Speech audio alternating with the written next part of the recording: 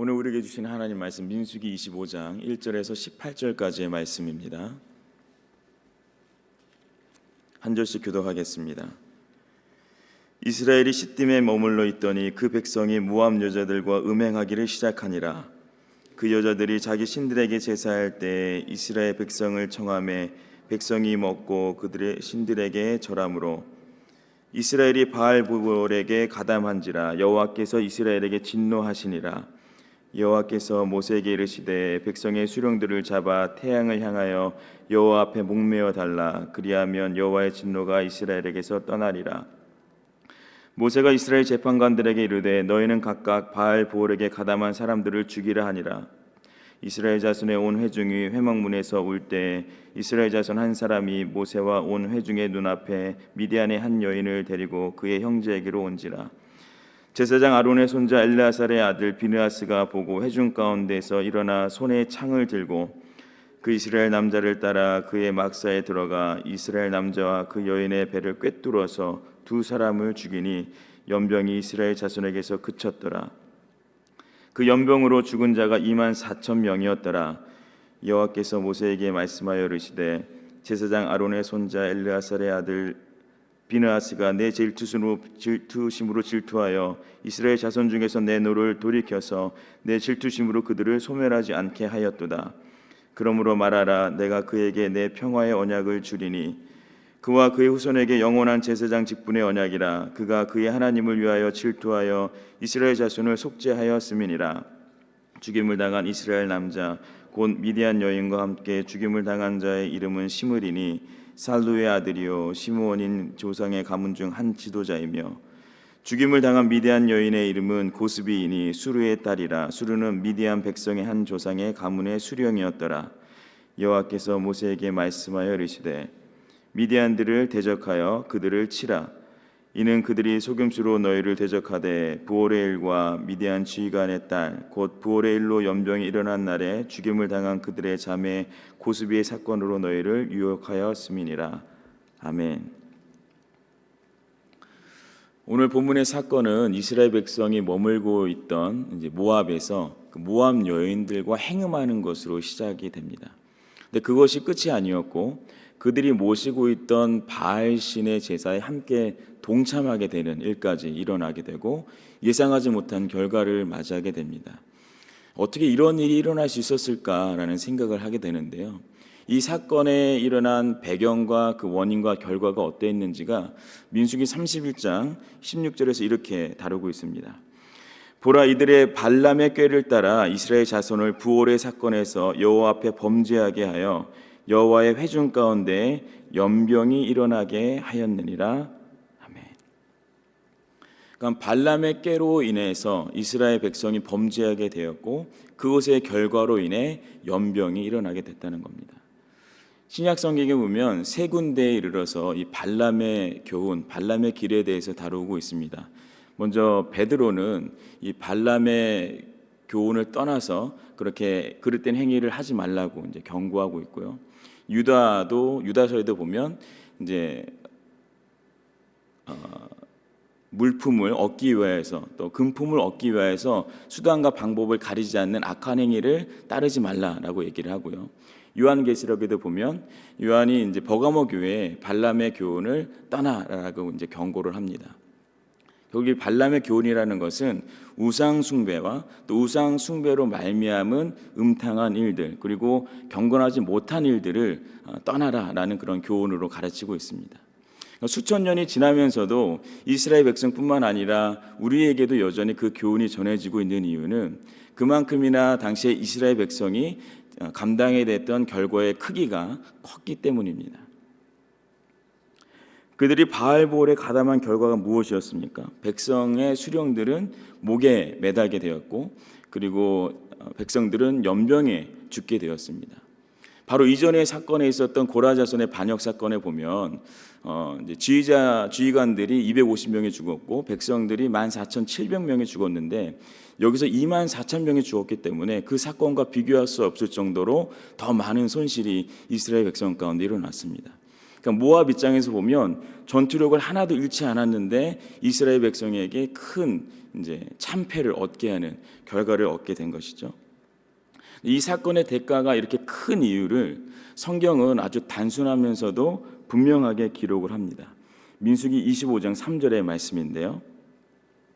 이스라엘이 바알볼에게 가담한지라 여호와께서 이스라엘에게 진노하시니라. 그러니까 이스라엘 백성이 이방신 바알에게 가담하고 하나님께 등 돌린 것 때문에 여호와 하나님께서 진노하신 겁니다. 근데 이 장면은 마치 우리가 그 출애굽기 32장에 나오는 이스라엘 백성이 금송아지를 만든 사건과 매우 유사합니다. 당시에 이제 모세가 십계명을 받으려고 시내산 위에 올라가죠. 그리고 그곳에서 하나님과 직접 대면하면서 하나님께서 모세에게 계명을 주십니다. 그러니까 산 위에서 이러한 일들이 일어나고 있는 것이죠. 하나님께서 이스라엘 백성에게 계명을 주신다는 것은 이제 이스라엘 백성이 누구의 종도 아니고 이제는 하나님의 소유가 되고 하나님의 백성이 되기 때문에 그들이 어딜 가든지 간에 하나님께서 승리케 하시겠고 약속의 땅으로 인도하시겠다라는 그 선언의 내용이었습니다.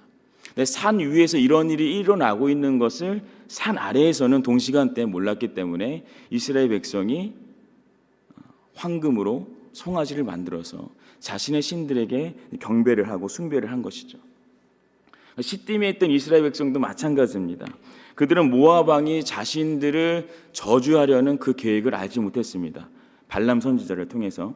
그런데 하나님께서 그것에 개입하셔서 그 저주까지도 축복으로 바꾸시는 그 일에 대해서는 더더욱 알지 못했죠. 축복의 내용이 무엇입니까? 하나님께서 그들과 함께 하시기 때문에 누구도 그들을 대적할 수 없고 이스라엘의 번영이 약속된 겁니다. 뿐만 아니라 장차 올 메시아를 통해서 그 대적들을 무찌를 것이라는 현재와 미래의 축복이었습니다. 그러나 그들의 시야 밖에서 일하고 계시는 하나님의 손길을 전혀 인지하지 못했기 때문에 그 상황에서 이스라엘 백성은 모압 땅에서 그 모압 여인들과 행음하고 또 바알의 신의 제사에 참여하게 된 거죠. 이스라엘 백성의 연약함과 부족함의 모습을 통해서 우리의 삶을 돌아보게 됩니다. 우리도 그들과 다르지 않게 내 시야와 내 이해 속에서 확인되지 않고 인정되지 않으면 언제라도 내 뜻대로 상황이 흘러가는 대로 결정하고 선택하면서 안전하게 원하는 욕구가 있음을 우리가 부인하기 어렵습니다. 그러나 하나님께서는 우리가 미처 보지 못하고 알지 못한다 하더라도 그때에도 하나님의 일하심을 통해 하나님의 선을 드러내실 것임을 우리가 믿음으로 고백할 수 있기를 소망합니다. 오늘 말씀에서는 과연 우리가 일상에서 하나님의 살아계심과 또 그 일하고 계심을 신뢰하며 사는 삶은 과연 어떠한 것인가? 이것을 우리가 배울 수 있는데요. 민수기 25장 7절과 8절의 말씀 같이 한 목소리로 읽도록 하겠습니다. 제사장 아론의 손자 엘르아살의 아들 비느하스가 보고 회중 가운데서 일어나 손에 창을 들고 그 이스라엘 남자를 따라 그의 막사에 들어가 이스라엘 남자와 그 여인의 배를 꿰뚫어서 두 사람을 죽이니 연병이 이스라엘 자손에게서 그쳤더라. 아멘. 이때 이스라엘 남자 중에서 죽임을 당한 사람이 시므온 족속의 이제 지도자 중 한 명인 시므리라는 사람이었습니다. 여입은 모압 땅에 사는 미디안 백성에 속한 수령의 딸이었습니다. 한번 이 장면을 한번 떠올려 보세요. 생각해 보세요. 이스라엘의 범죄로 인해서 지금 24,000명이 죽게 되었습니다. 죽은 상황입니다. 모두가 회막문 앞에 나와서 다 울고 있던 때였던 거죠. 그런데 이 시므리라는 사람이 지도자 중에 한 사람이 회개하기는커녕 여전히 모압 여인을 데리고 자기 막사로 들어가는 겁니다. 그 장면을 모세도 보고 이스라엘 회중이 다 보고 있는 거죠. 그러자 비느하스가 창으로 그 두 사람을 쫓아가 단번에 죽였다고 했습니다. 시내산 밑에서 일어난 금송아지 사건에서는 레위 사람들이 그 심판에 참여를 하잖아요. 이제 시딤에서도 제사장 비느하스가 그 역할을 감당합니다. 그리고는 이스라엘 백성에게 일어났던 연병이 그쳤다라고 성경은 기록합니다. 근데 이게 끝이 아니었고요. 하나님은 비느하스와 그의 후손에게 영원한 제사장 직분을 약속하십니다. 말씀을 읽으면서 질문이 들었습니다. 비느하스의 조금 과격해 보이는 이 행동이 어떻게 이런 결과를 낳게 되었을까요? 민수기 25장 11절의 말씀인데요. 이렇게 되어 있습니다. 제사장 아론의 손자 엘르아살의 아들 비느하스가 내 질투심으로 질투하여 이스라엘 자손 중에서 내 노를 돌이켜서 내 질투심으로 그들을 소멸하지 않게 하였도다. 아멘. 존 칼빈이라는 신학자를 아시죠? 칼빈이 기독교 강요 제3권 11장에서 이런 표현을 합니다. 하나님은 그리스도 안에서 우리를 받아들이실 뿐 아니라 그리스도의 성령 안에서 우리를 거룩하게 하신다. 이거 신학적인 용어로 이중적 용납이라는 표현을 쓰는데요. 칼빈은 하나님께서 신자를 받아들이심은 단순히 법적인 칭의에 그치지 않고 삶 전체를 포함하는 성화까지를 의미한다라고 얘기를 합니다. 조금 더 제가 풀어보면 이중적 용납이라는 게 어떤 거냐면 첫 번째 용납이 우리가 아직 죄인 되었을 때 하나님께서 그리스도의 은혜를 통해서 우리를 의롭다고 받아들여 주신 거, 이게 첫 번째 용납인 거죠. 두 번째 용납이 어떤 거냐면 칭의받은 그리스도인이 행한 선한 행실을 하나님이 용납하신다, 이런 뜻입니다. 그래서 이거 성화를 다루는 건데, 그래서 이 두 가지를 묶어보면 어떤 의미냐면 하나님은 그리스도 안에서 우리를 의롭다 하실 뿐만 아니라 동시에 우리 안에 그리스도의 성령을 주셔서 거룩하게 하신다라는 거죠. 지금 괜찮으시죠? 네. 바로 하나님은 우리에게 법적 선언으로 우리가 의롭다고 선언하셨지만 그게 끝이 아니라 의롭다 칭함을 받은 자로서 살아갈 것을 하나님은 원하시고, 그리고 성도의 그러한 삶을 기뻐하신다는 겁니다. 결국 성화의 삶이 가능하려면 하나님께서 여전히 나를 받아주신다라는 지속적인 수용의 확인이 필요한 겁니다. 다시 본문으로 돌아오면 하나님께서 비느하스의 행위를 인정하신 이유는 단순히 그의 열심이나 담대함, 거침없는 결단 때문이 아니었습니다. 그의 행위를 인정해 주신 것은 그의 행위 안에 하나님의 거룩하심이 나타났기 때문입니다. 비느하스의 행위에 대한 결과는요, 보장된 게 아니었습니다. 그가 이런 행위를 한다고 해서 하나님이 어떠한 일을 주실 거라는 생각을 한 것이 아니었죠. 그가 그렇게 두 사람을 처단해서 연병이 그칠 거라는 약속도 없었습니다. 하나님께서 제사장직에 대한 약속을 다시 언급하실 것이란 생각은 하지도 못했을 겁니다.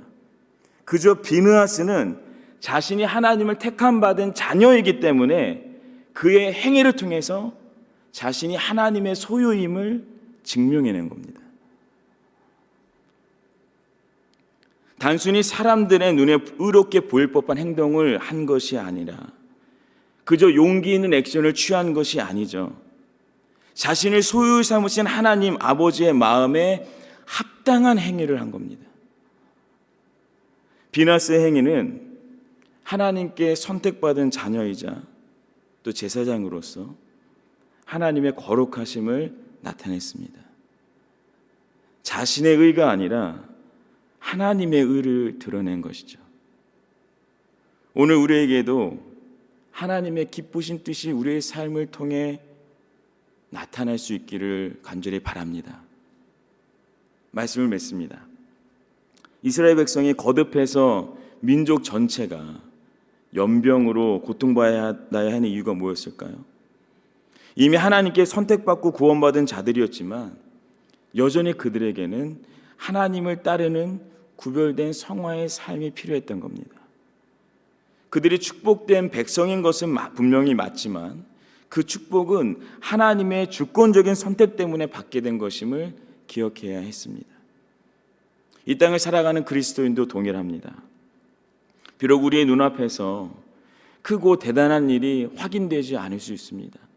내가 간절히 사모하고 기다리는 일들이 아직 눈앞에 나타나지 않고 귀에 들리지 않을 수 있습니다. 하나님께서 우리의 삶 가운데 어떻게 저주를 축복으로 바꾸시는지 알 방도가 없는 거죠. 그러나 그렇다 하더라도 우리의 걸음이 허락된 곳에서 주님의 거룩하심을 따라 하나님의 소유로 살아가야 되는 그 삶의 방향은 변하지 않습니다. 하나님께서 이미 우리를 용납하셨고 또한 계속해서 용납하실 것이기에 우리는 그저 삶이 흘러가는 대로 둥둥 떠다니는 삶을 사는 게 아닙니다.